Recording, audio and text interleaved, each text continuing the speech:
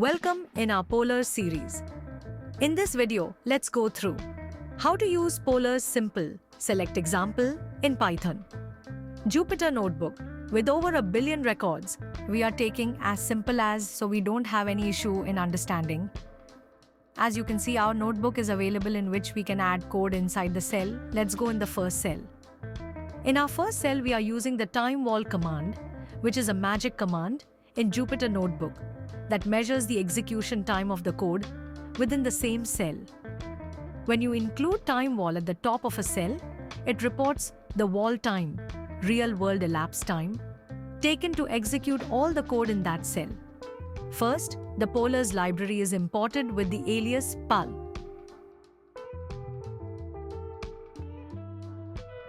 Then, the file path variable of a Parquet file containing data. Let me show you the data folder where we have all the files available. Let's click on data, then on a year folder and choose type of taxi and then any of the Parquet file.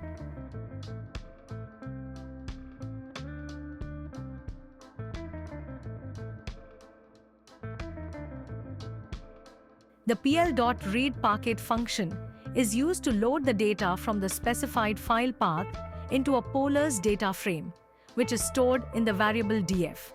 Finally, the display function is called to render the data frame in a visually formatted table, making it easy to inspect the data. You can also see our wall time, how much time we have taken to execute the cell. This approach is particularly useful for working with large data sets due to Polars' speed and efficiency. We are using MacBook Air M3 16GB laptop to process this data. Let's go in the next cell. We are using the timewall command to show you the wall time and import the Polars library as PL. You can avoid this line if you want. And now get the path of the data folder where we using yellow taxi data folder to read all files into it, where we need to see how to efficiently load and display data from multiple Parquet files using the Polars library. And define a file path containing a wildcard star, which tells the program to include all matching files in the specified directory. By calling pl.read Parquet file path, the code reads all Parquet files in the directory and combines their data into a single Polars data frame, making it easy to work with large or partitioned data sets. Finally, the display function is used to render the data frame in a tabular format, providing a clear view of the data for inspection or analysis. This approach is particularly useful in scenarios where data is stored in multiple files and needs to be analyzed as a whole. You can also see our wall time, how much time we have taken to execute this cell. Let's go in the next cell. Import the Polars library as PL. Now get the path of the data folder where we using yellow taxi data folder to read all files into it. But this time we want to define the column names to which we want to read. Let's define a variable columns to read and add column like MTA tax, which tells the program to include all matching files in the specified directory. By calling pl.read Parquet with file path and add columns into it.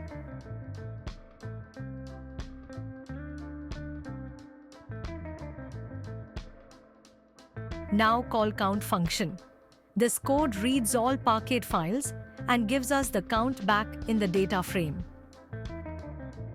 You can also see our wall time, how much time we have taken to execute this cell. Let's go in the next cell, import the Polars library as PL. Now get the path of the data folder where we using yellow taxi data folder to read all files into it. But this time we want to define the column names to which we want to read.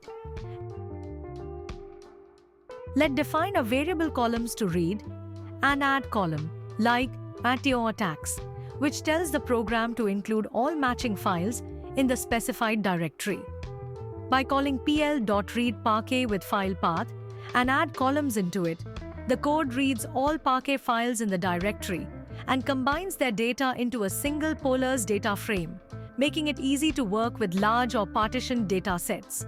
Finally, the display function is used to render the data frame in a tabular format, providing a clear view of the data for inspection or analysis. You can also see our wall time, how much time we have taken to execute this cell, and we can see all of MTA tax values are available. Let's go in the next cell. Import the Polars library as PL. Now get the path of the data folder where we're using yellow taxi data folder to read all files into it. But this time we are using all years of data from 2010 to 2023. So we are using wildcard star in year section also. We want to define the column names to which we want to read. Let's define a variable columns to read and add column like trip distance, etc., which tells the program to include all matching files in the specified directory.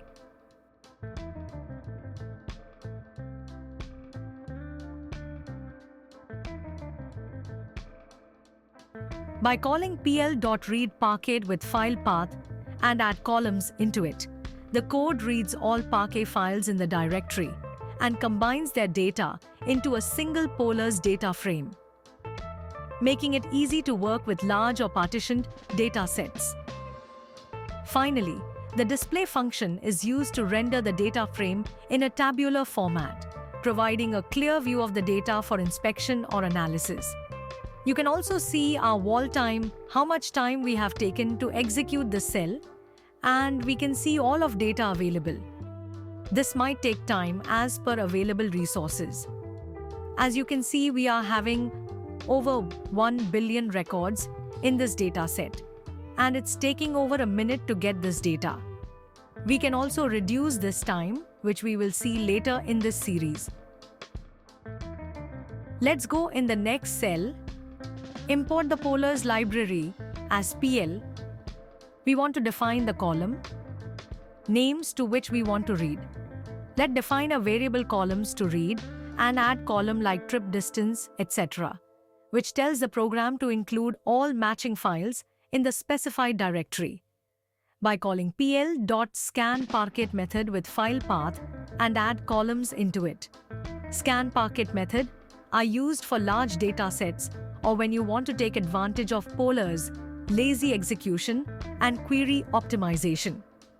Key characteristics for scan is lazy execution, does not immediately load data into memory, and ideal for large data sets and complex transformations.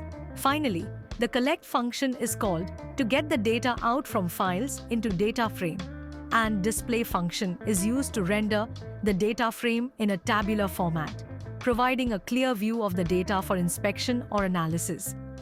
You can also see our wall time, how much time we have taken to execute this cell. As you can see, we are having over 39 million records in this data set, and it's taking only 1 second to get this data. We can also reduce this time, which we will see later in this series. Let's go in the next cell. Import the Polars library as PL. Now get the path of the data folder where we using yellow taxi data folder to read all files into it, but this time we are using all years of data from 2010 to 2023. So we are using wildcard star in year section also. We want to define the column names to which we want to read. Let's define columns like trip distance, etc., which tells the program to include all matching files in the specified directory. By calling pl.scanParquet method with file path and add columns into it. Finally, the collect function is called to get the data out from files into data frame. This time, data is so large for which we are using streaming equals to true. Benefits of streaming is lower memory usage, means only a portion of the data is in memory at any given time, and enables processing of data sets that exceed available memory for scalability. With streaming, data is processed in chunks, reducing memory usage and enabling scalability for large data sets. Then display to render the data frame in a tabular format, providing a clear view of the data for inspection or analysis. You can also see our wall time, how much time we have taken to execute this cell. As you can see, we are having over 1 billion records in this data set. and it's taking only 2 minutes to get this data. We can also reduce this time, which we will see later in this series. Let's go in the next cell import, the Polars library, as PL. Now get the path of the data folder where we're using yellow taxi data folder to read all files into it. But this time we are using all years of data from 2010 to 2023. So we are using wildcard star in years section also. We want to define the column names to which we want to read. Let define columns like trip distance, etc. Now, count function is called for total number of records for it. Finally, the collect function is called to get the data out from files into data frame, and print function is used to render the data frame in a tabular format, providing a clear view of the data for inspection or analysis. As you can see, we are having over 1 billion records in this data set, and it's taking only 4 seconds to get this data. That's all we have in this video. I hope you have learned something new today. Let's see you in the next video.